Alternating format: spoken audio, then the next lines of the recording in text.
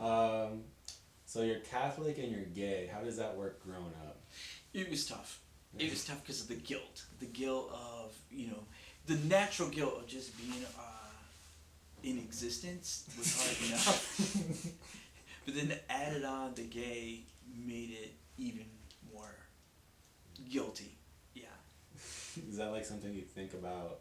Well, I mean, because I don't know. Like, were you like, because there's some people that are like a toddler, like, yeah, this guy is definitely gay. Like, Oh, people knew from the gate I was gay. From the gate, they knew I was gay. You know what my mother used to say is that she kind of knew because I never wanted to be breastfed, but I'd suck the shit out of the bottle. So she always kind of knew this is not gonna go well. You know what I mean? Like, and I would say my very first best friend, Billy Brooks, we were going together. He thought we were best friends, but we were in a relationship.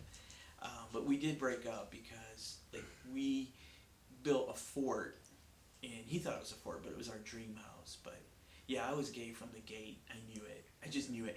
The hardest thing about my life is being to on when you're gay and you know it when you're young.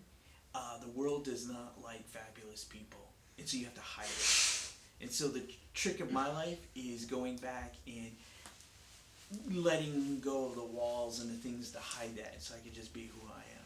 is there, there's like a stereotype for like young gay people, I feel. I mean, like, just like kind of like, oh, that guy wants to fuck me. Or do you, is that kind of, when you, did you do like sports like soccer and then people was like, oh, don't pass the ball to him? Or, I didn't do sports because I got beat up a lot, and so the bullies were always. I got bullied in school a lot, and so it was cool like up to sixth grade because the girls would kind of protect me, and they would always like teach me how to kiss. Cause I was a good kissing partner because I'm safe, right? I'm not gonna do anything. It was just kissing. But then they kind of outgrew me once they really connected to boys, and I was on my own. So I didn't really do sports. is that like zero arousal, like at all? No, I got no arousal out of it. It's just something. Actually, the reason I would kiss these girls is because I wanted the lip gloss on my lips. That's the gayest shit ever. I'm like, can I please have? Yeah. What is it? Well, how does that transition into you kind of going into? Because I don't know what is your like your job. 'Cause I know you're in entertainment, like comedy. Is there any? Were you acting? No. I have no real desire. I've done a few things, but I don't like being someone else because I haven't figured out who I am. And so to be someone else makes me even feel more like an imposter. So. Do you think, because when we were talking about improv earlier, that's why I like improv, because like I feel like at least the most notable actors, like Michael Cera, I'm not saying he's like the best, but he plays himself in every single movie he's in. Ryan Reynolds plays the same. Sure. Do you think there's pressure to be someone else when you're acting, or have you thought of just like, let me just be myself?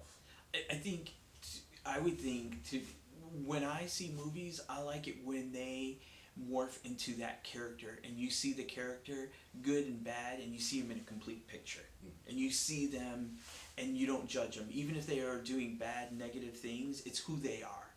And so I think it's easier for people to act, and I could be completely wrong, but I don't know entirely who I am, and I have an idea, but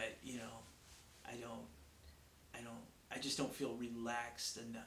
I'm too tense. I have too much anxiety to relax and just to be organic, to let that go. That's why I don't like improv, because I don't like that tension of what's gonna happen.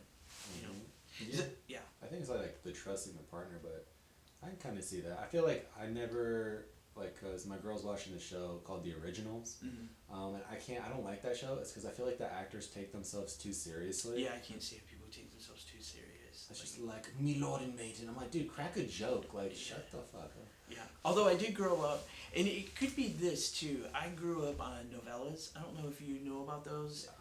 100%. 100%. So everything was always dramatic and like So that's kind of like I always thought that was entertainment where you had to. It permeates in my life. You know what I mean? Like I overreact. What? I think, well, because I was talking to my mom about it earlier, because I like wrestling, and she's like, that's stupid. I was like, I think wrestling is just like telenovelas, to be honest. It's exactly like that. It's exactly like that. You know what I mean? Yeah. It's just like a drama. It's like you're like, oh no, this is like you had sex with my sister. Fine, we'll settle this in a steel cage match. Yeah. 100%. I love it. What is you said like kind of finding yourself. I mean, like, what do you think finding yourself is? I feel like that's a very abstract statement. Like Finding myself, like I know who I am as a person, but I'm talking about as an entertainer. Like it's hard. So, I think that's the great thing about life is you get to figure out who you are and what you're about. You know what I mean? And life will challenge you and test you. You think you're this, and something bad happens, and how you react kind of indicates who you really are. I think people who are in crisis mode, when someone's in crisis, that really indicates who they are, how they get through that. Do they freak out? Do they just hunker down? What do they do when they're in crisis mode? I think that really reveals who you are at your core. What do you think? Well, as far as crisis mode, I could see that. It's just weird, kind of like, what is your crisis? Because I feel like some people prepare too much for it. They could, but I'm saying like unexpected crisis. Let me be clear. When you're in an unexpected crisis and how you react indicates who you are. Another way I think people indicate who they really are, and this is what I love. I love watching people fall down. I just fucking love watching people fall down. Because when they're falling, when they get down on the ground, do they laugh and just get right back up right away, or do they stay there and cry? And it's like their faces, like everyone wears masks, but when you're falling, you really show who you are. Like, oh shit, I love it. There used to be this thing in Chicago where there was a bridge when it was icy, and WGN, because I grew up in the Midwest, we watched WGN, and it would be people crossing the bridge, and they would be falling, and the guy could watch it for hours. I just love people eating shit. I love that in pimple videos. Like people. That's like so satisfying. When they put music to it, they have taken it to the next level. I like the earwax videos when they go inside and they find like a bug or something. Yeah, that's some shit. I know. It's like an alien in there because you can see the bugs up so close. I know. And you had that in you for all that time. Ooh, I know. I can't get enough of it. I could watch it for hours. I feel like that's why I don't know. For some reason, I always send my mom those, and she's like, "Oh my gosh," it just doesn't stop. Yeah. I can do it for hours. So you're from Chicago? I'm from Grand Rapids, Michigan. So I'm Midwest. I'm from the Midwest. But Chicago was a big television station, WGN, that we used to get. That was where we watched Bozo. I don't know if they have Bozo out here. Maybe that's a generation off. Maybe. Because surprisingly, you're not twice my age, but it's like you've had a dog for 17 years. Yeah. My dog Hurley, I miss that dog. I know I need to move on and get another dog, but I was in California at the airport, and I was looking at her pictures, and I was like crying. And I'm like, I need to get my shit together. Like, I need to move on. But I can't let that go. It was really impacted me to let that. Pain and loss is like weird because it's just like, because when I was talking with Vera, and she described it, and I came up to like it's kind of like an open wound. Yeah. And then the pain doesn't go away, but it just turns into a bruise instead of an open wound. Yeah. So. No, I learned that my mother died when I was 16 or 17. I was young. Mm-hmm. My mother died young. She had cancer. And so I learned young that life isn't really guaranteed, and it's so, I don't know. I just learned death, not to be fearful of it, but to know that it's there. It's just a thing, But, it's always important when someone dies to be able to grieve correctly in as much time as you need. Otherwise, it just lingers. Do you think, because I never experienced loss of life except for like immediate family until like last year. Okay. Do you think it's better, not that it's good to have it happen at all, do you think it's better that you had it happen when you were young instead of stay like you're 30? I wish it never happened. Yeah. I wish it never happened. Yeah. I wish we could live in a world where no one ever goes away. I mean, it's not realistic, but it is.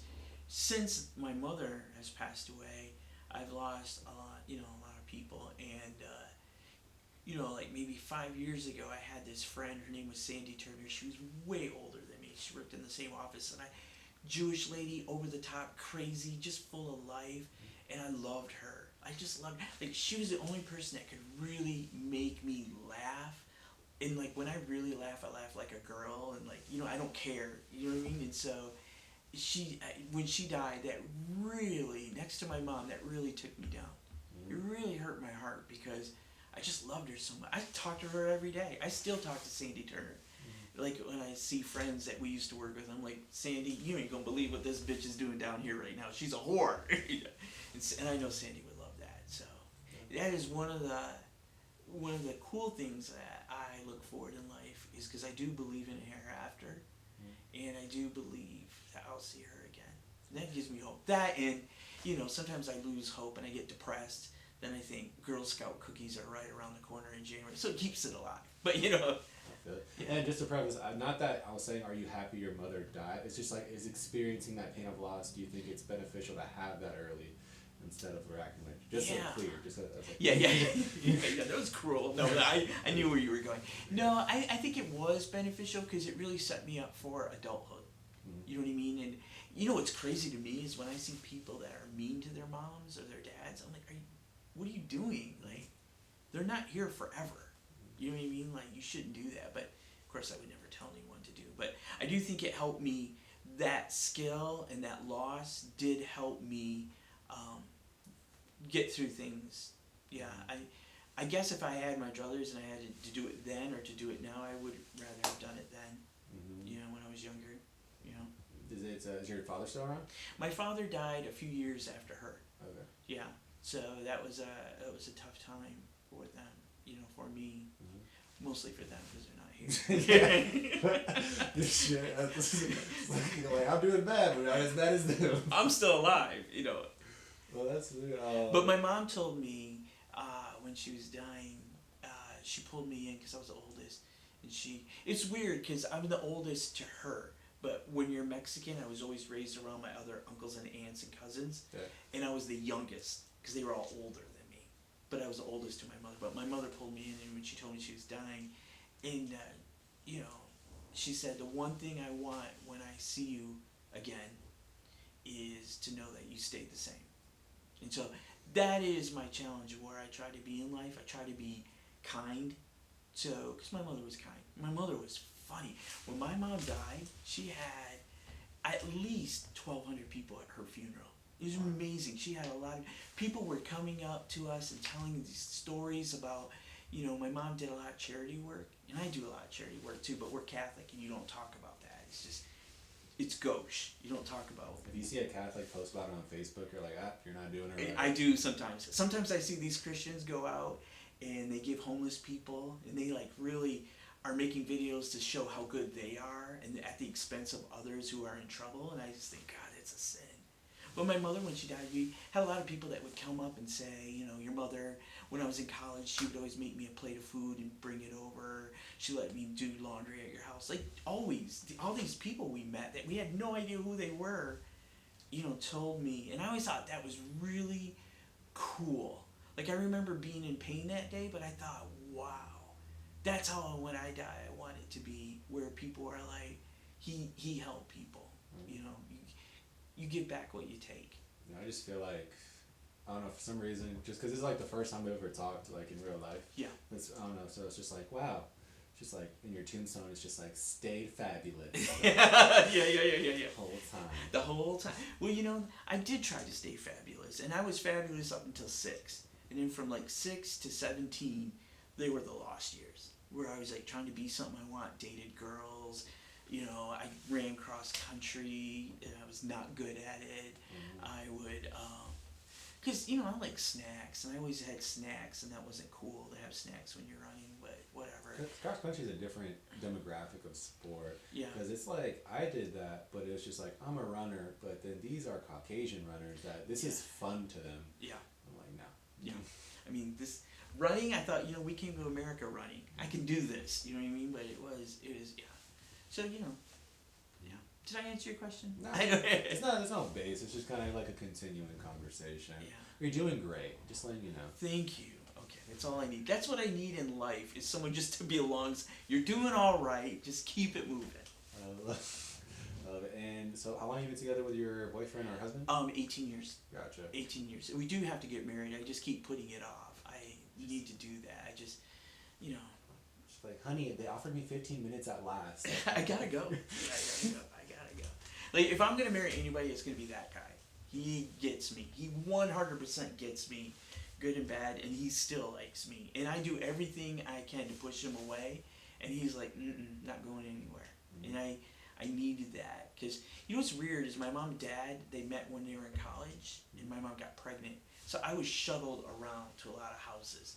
So I'd go with one aunt. You know, it was kind of fucked up a little bit, because like I would go to the bathroom and I'd come back and now my family was gone, and they would have a bag of shit that I would, like, they would just pack a bag for me, and they're like, you're gonna stay here for 2 weeks. And I didn't know it. So I grew up in this weird feeling that I was a people pleaser, because I felt like if I was funny to those people, they would keep me there, because I hated moving around. And so it was always tough for me. And my mom and dad, they were always, you know, trying to, I thought they didn't like me, but they were young, they were just trying to get their life together, you know. I think it's interesting, like, the people pleaser part, 'cause I don't think maybe I'm a people pleaser, but I was always a funny guy to be around. I just feel like I like having the options of having these people. Like I like the option of having different demographics of friends, and friends that are like. Oh, I love that too. I can't have all Catholic friends or Lutherans. I gotta have black, white, old, young. Yeah. You know, I mean, I can't be in one pocket. Like, I gotta have friends I can make the most fucked up jokes around. Yeah. Like, cause if not, I feel like I'm not expressing. This is like when we have friends, at least in my opinion, we have them for certain vices in our life. And I noticed when I swayed away from basketball, like, I didn't have anything in common with those friends anymore. So it's just like we could still, like, our conversations were dull to me because we weren't playing basketball. So that's why. Because you didn't have that in common. You know what I learned about friends? This is the hard thing. I learned the hard way not to be friends with comics. Comics will always break your heart. They're not good people to be friends with. They're not. And I know that sounds mean, but I've learned that the hard way. Off of, like, what, because I noticed, like, some people say, like, like, I don't know, like, it's toxic, the community. Yeah. I mean, like, personally, like, I've only been in this for, like, a bit over a year now. Sure. So, like, I don't notice that, because I'm pretty good at, like, well, you're BS, I'm not gonna be, I don't put myself in situations where you can screw me over. Yeah. Like, if someone says, hey, if you could just lend me, like, $500, like, no, I'm just not gonna do that at all. Yeah. No, there's two kinds of comics. The ones that can do it and they can't do it, but they're learning, and then the ones who can't do it, so they do drama, you know. And then I have this thing where I think I can fix anyone, so I really migrate towards the broken people, and it just doesn't work well. It's just When you say, like, people that drama, they just start problems. The thing that you learn in life, the thing that nobody ever tells you. Like, they make you learn how to do all these crazy things in school, but nobody teaches you about trauma.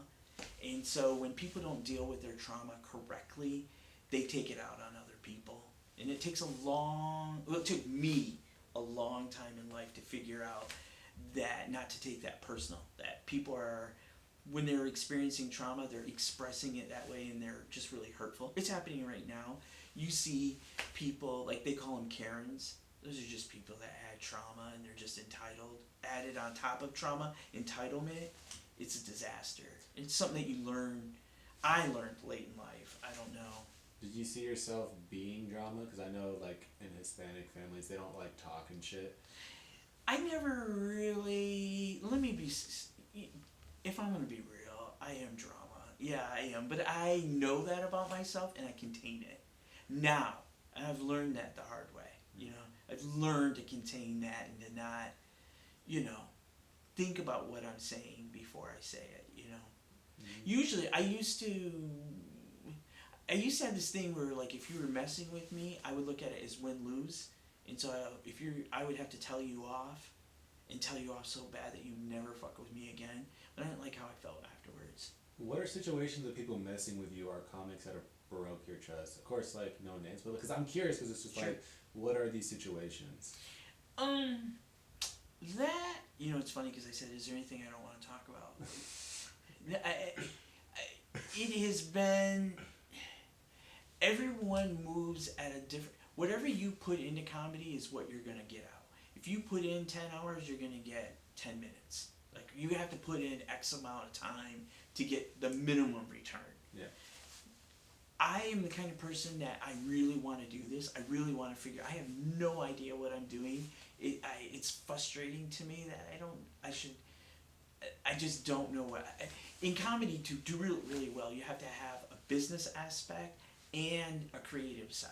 So I have the creative. My business is off, but it's hard to get that balance. But in comedy, I work hard and I'm interested in that, and I do a lot of things. I'll work any room.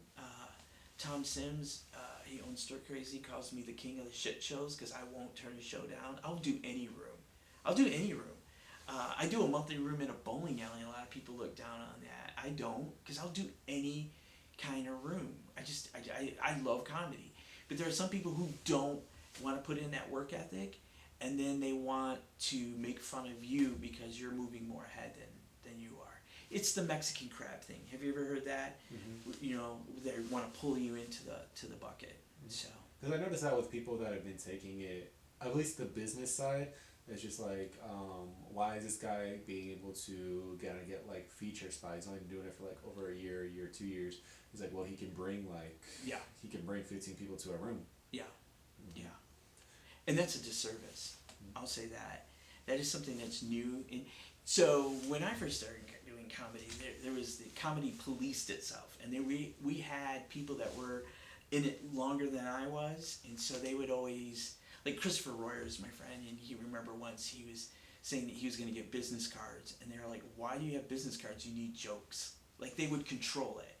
But now those people are gone, and it's a free-for-all, and so people are doing bigger rooms because they think that that's what it's about, and it's not.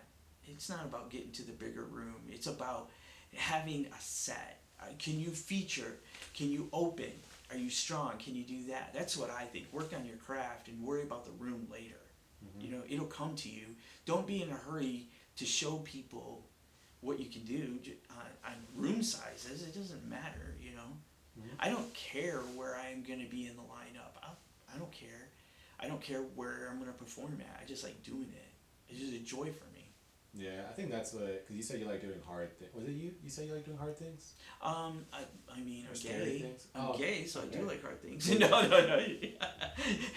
No, I don't scary things. I don't. I think that's why I like doing like the hard rooms sometimes, because I remember my first time at like Padre Murphy's, that open mic, I bombed so hard because it was my first time doing a bar. Yeah. And it's just like, I had nobody's attention, and like confidence dwindled. And I got that point, it's like, it's okay, man. Yeah. It is. I mean, there's different things, and that's what you learn. Like, new comics today are running rooms. I'm like, you don't even know how to fucking host. You shouldn't be running a room. Mm-hmm. Like, there's bar comedy, there's club comedy, there's corporate comedy, there's comedy that you do in a blog, there's comedy you do in improv. And when you're new, you try to put everything into stand-up. Well, I think, because like, at the same time, yes and no, because it's like for example, I haven't had the opportunity to do much hosting, and it's a whole different beast that I've noticed. But somebody offered me like, hey, run this, I'll give you this room at this bar once a month. It's just like, do you think that person should turn that down the opportunity? No, do the opportunity, but get someone else. If you're going to host a show, invest the time to find out how it works. I'll say this, and I'm very humble. I'm probably one of the best hosts in the state. I really am, and I'm very humble.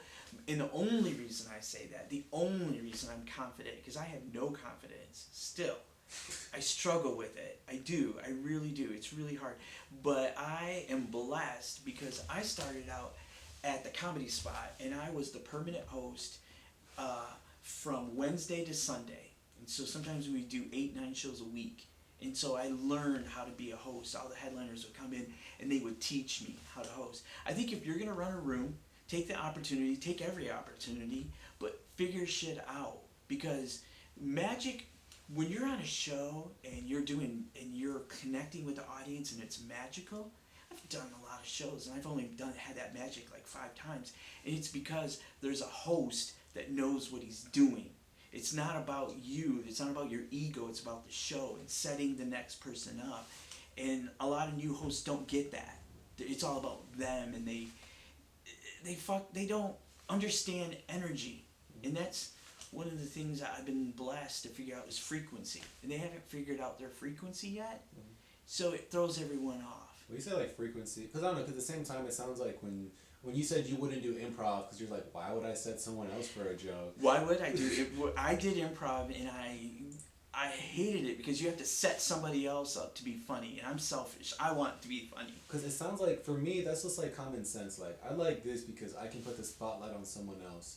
And then, you know, it makes me happy because I get to create something. It makes them happy because Sure. they get to do that. It sounds like a lot of comics just like don't have the common sense of being maybe a little bit selfless. Yeah. You know who's a good comic and a bad comic is their social skills. There's a lot of people that go to comedy with no social skills, and that's fine.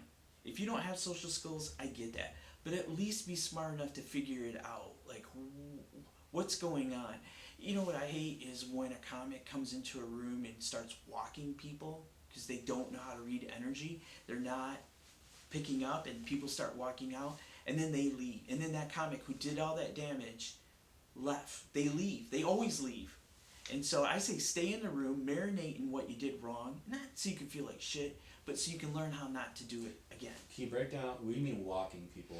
I mean, when you're a comic and you're on stage and you are, for whatever reason, you're not clicking with the audience and they decide just to, it's uncomfortable, so they get up and leave and they walk out. They walk out of the show. I see it a lot.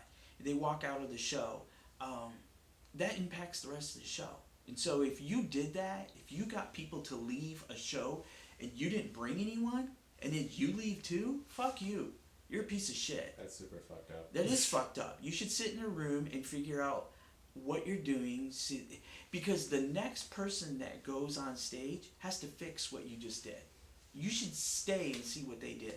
I feel like if someone's set was so maybe controversial that it caused people to leave, I'm not saying it's like the booker should know like that's maybe some of the material of the comic too.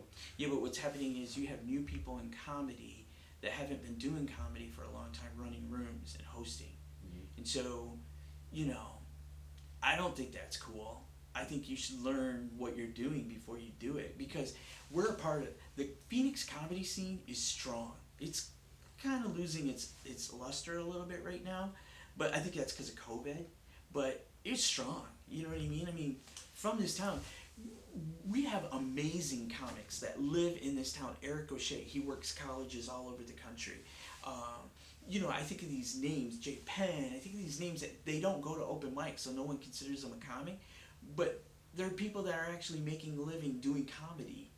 And it's a great scene that we have to be proud of. And so, you have to care about that.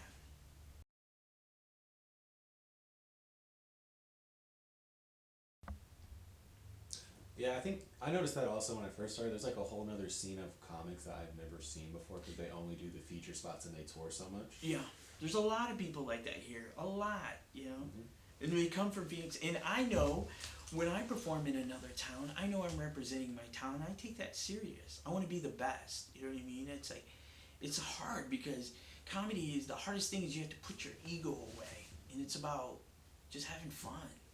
Do you think you've noticed a larger influx of comics come in? Like, is there like a wave? Because I've never been in it long enough to see waves of comics. Oh, they come like, the average comic lasts about 6 months. You know the average comic will burn out because they can't deal with the politics. They can't do, when you're new, shut the fuck up. Do jokes, work on your performance, go do shows and work. Don't go on social media and give your 2 cents. Nobody cares, because guess what? Bookers and producers see that and they're not interested. And all they do is they peg you as a troublemaker. Mm-hmm. So there's always, and so what happens is comics will start out, they burn out of the system because they can't deal with the politics. Mm-hmm. And they don't know how to deal with the shitty comics. There's a lot of shitty comics that really go out of their way to make your life hell. They really do. And so you gotta learn how to avoid them. I have life skills that I apply that I bring to comedy. Like, I'm careful who I surround myself with, who I call my friends. It used to be a bigger list, but now it's very few people that I consider friends. Yeah, I don't know, maybe it's because I noticed like when I first started, like it was back in those like prime COVID days when Arizona was still doing mics for some reason. Yeah. But like I sat down with like a group of people, and then like these 3 people, like they just talk shit about everybody. Yeah. And that person would come by and they're like, oh, what's up, XYZ? Yeah. And then like they talk shit. I'm like, dude, Do they talk shit about me? You know what? Talking shit, that's interesting because I hate. Sometimes I go into this negative person where I talk shit about people and I hate how I feel. And then I'm like, why did I do that? Why did I do that? And so then, I just hate feeling like shit. And so I always look at, why am I so insecure that I have to talk about shit? I've really been focusing on that. And that's the one thing I've been learning from COVID is just to be happy within myself so that I don't contaminate other people. Mm-hmm. Yeah, I don't know. Gossiping is really fun at the same time, but talking shit is you know what? There's nothing like doing a road trip and you get to talk shit. But the thing is, when you're in the green room or you're on a road trip and you're talking shit, that's sacred. That stays in that space. It doesn't move out. But new comics, if you talk shit to a new comic, that's currency because then now they have something to talk about to be interesting to other people. And then they mention it, but they don't put it in the context that you were talking about, and they make you look like you're an asshole. Mm-hmm. Yeah, because I always think it's super interesting. Because it's like, at the same time, like, of course, like, I don't know, I've never been one to, like, say shit, like, just, like, bring something up. Because sometimes people just bring it up, like, oh, we weren't even talking about that. Yeah, like, and he's fucking her? What? Yeah, I know. I love talking shit, but, it's something I have to control. It's so delicious. It's like ambrosia salad. I know you're straight. You may not like ambrosia salad, but it's the shit. I never even heard the word ambrosia. Ambrosia has a little bit of everything. It's delicious. A salad is already a little bit of everything. Oh, no. I mean, it's good, And so, that's what talking shit is. It's delicious. But it has implications. It hurts people. It does. I just think of also, like, when I catch myself doing it, because I always try to do it from more as, like, this is, like, more of a critique with, like, I don't know, when I give, like, say something about, like, a comic, I just say, like, I don't say, like, this is it, like, I think this is it because of this reason. Because I don't want to be known as a guy that's just, like, oh, yeah, Gene wears a black jacket. He hates black people. I don't know why he's doing that. Yeah. I know. I just try really hard not to talk shit. But I have some friends that really are good at talking shit. And I like being around them too because it's funny, Mm-hmm. I think the fun thing, because I learned it helps me in comedy to be around other comics. Yeah. Just because it's fun to roast people. Yeah. Especially in the car, like that's why I like WWE wrestling. Like they're just roasting each other on the mic. Like, yeah. See, you know what? I don't like to do roasts. I decline. I'll take any job, but I don't do roasts because I don't like to be mean to people. But I will roast privately. You know what I mean? That's a gay thing. A gay thing, we call that reading, and it's so boring. That's why I don't want to do it on stage because reading is me finding a flaw in you and me being insecure, finding a flaw in you, and then targeting on that and then making you feel like shit in a funny way. And that's what gay people do. You know what I mean? We read each other and we're insecure. We do that a lot. Bitch, you're not all that. You know what I mean? I'll tell you this, as a gay performer, that was the hardest thing in the beginning was to perform in front of all gay men. All gay men give me about 15, 25 seconds to be funny and then they're jumping in. And so unless you come with that energy of bitchiness, and I'm going to tell you that. And I don't carry that energy. That's not who I want to be, And so, I mean, I do it, but it's not who I want to be. And so I used to struggle with that. I used to struggle with that a lot. But now I've relaxed and I contain it a lot more. You know what I mean? But you do all gay rooms and they'll come and tell you didn't even talk about Will and Grace or this or that. Like, they want you to, their view of funny is different than what a comic is. Well, I guess, funny, I don't know. And all gay men are funny. Gay men are funny, and they know they're funny. So if I come on there and I say I'm funny, who's this bitch think she is? Do you think because there's this thing about criticisms for, like, the extremists criticize people that aren't all the way committed more than the people that don't do it at all. So, like, perhaps vegans criticize vegetarians more than they would just a regular person. Because, like, oh, you're such a pussy for not just... Yeah. Do you see, like, if you had a guy that just, like, he had no gay indications and he did stand-up, he's like, how are you gay? Yeah. Is that how it is in the... It could be, but it's just...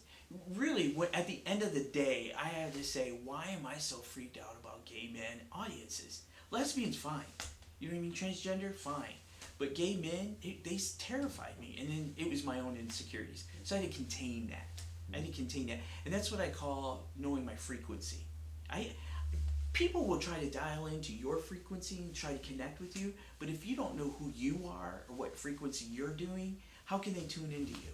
And it's off. and it's gonna be off, and then you can't yell at the audience and say they were fucking assholes. It's not. It's you just weren't connecting. Mm-hmm. And I think you just got to know your frequency, and it's a hard thing to do, because you got to look at yourself in a very truthful way, and say, these are some wounds I need to take care of, and sometimes they're not fun.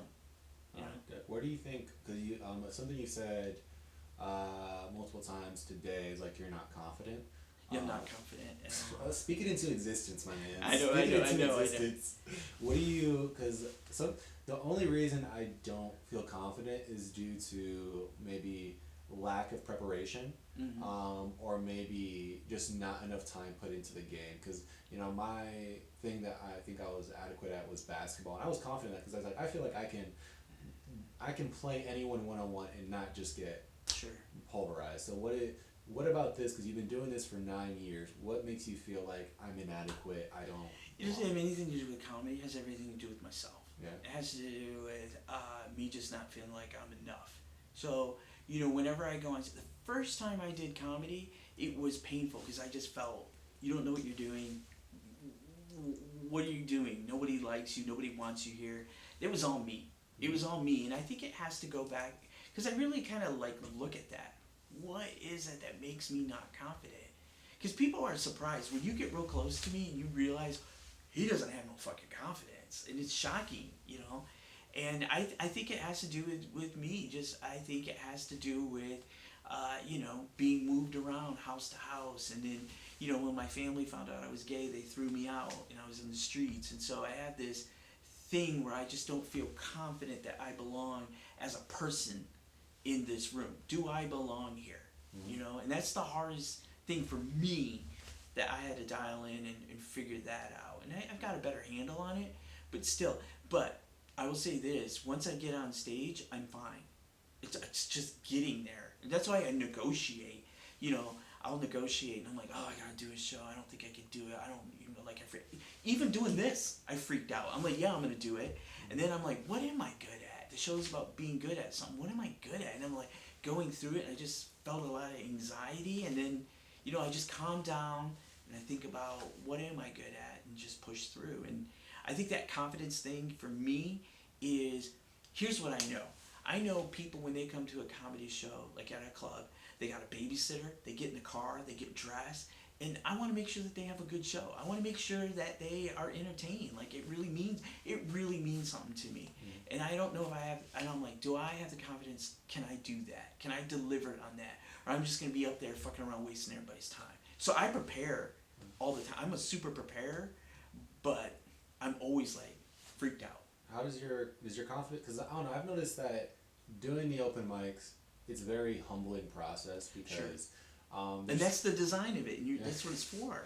Because I know some people that the 6 month comment that just kind of at month 2 they only do guest spots at this one at the XYZ place, but I'll do a set at say Stir Crazy, and that's an actual audience. I'll be like, yeah, that shit, I'll fucking kill. Then I'll go to Improv Mania where it's a bunch of comics, and I'll get maybe 1/10 of the laugh. Well, back square one. Yeah. How is it for you? Because I don't imagine you, or maybe you do. Do you bomb sometimes, and you're just I bomb all the time. Yeah. You know what I mean? And you know what? In my mind, I'm like, this is gonna kill, and this is the way I wrote it. This is what I'm gonna do, and then it doesn't go the way I think it should go, and I feel like I bombed. Or when I get off stage, people will be like, oh my God, you did so good. And I'm like, yeah, but I left 5 things out. I forgot my tag, I was going to do this. And I think about, what can I do to make it better? I'm not negative on myself. I'm like, what can I do to make that better? And why did I fuck up? So, but the great thing about open mics is you're playing, when you're working with comics, you're playing to the back of the room. You're not going to get anything. I shouldn't say that. Open mics are important. And when you're beginning, they're really critical. But after a while, they're not. I still do open mics, but I know what I'm going. I put it into the correct context. I'm performing in front of comics, and they're not there listening. They're going over their jokes in their heads. You know what I mean? And the new thing is in Phoenix, which is so rude. New comics like to go and they start talking as soon as they get off stage. Are you fucking kidding me? Comedy's hard enough, and you're gonna talk during someone's set? Get the fuck out of the room. I don't respect that.